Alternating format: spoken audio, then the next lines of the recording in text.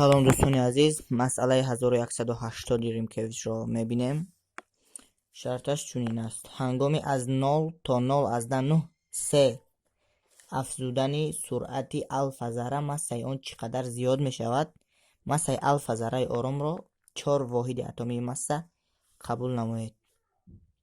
هنگامی از 0 تا 0.9 سه، یعنی تا 0.9 حصه سرعت روشنایی، سه در اینجا سرعت روشنایی باشد، زیاد شدن سرعت الفا ذره مسای آن چقدر تغییر می‌یابد، یعنی دلتا ام.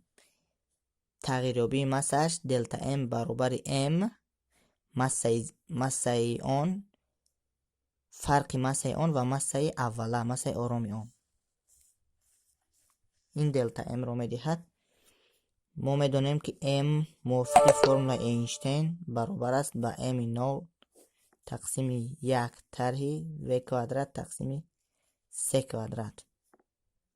در جای ام همین را میگذاریم برابری، در جای ام نویسم همین کفوده رو، ام 0 تقسیم 1 طرح و کوادرات تقسیم 3 کوادرات در تحت ریشه طرح باز ام 0.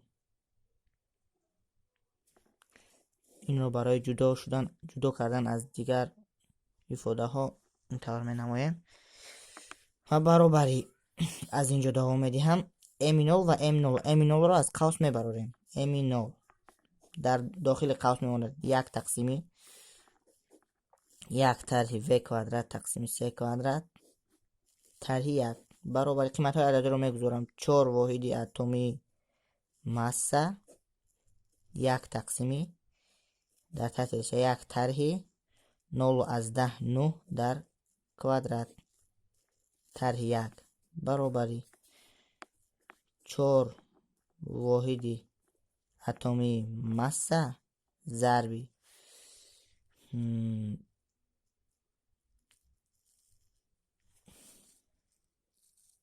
در اینجا این رو ما با کلکولاتور حساب می نماییم. تقریبا ضرب 1/10 1/128 یا که 1/3 و تقریبا 5/2 واحد اتمی مسه آن همین قدر تغییر می‌یابد. تغییریابی مسه فرق مسه هنگامی با سرعت بلند حرکت کردن از مسه آرامی. و این بود مسئله 1180 از ریمکویچ.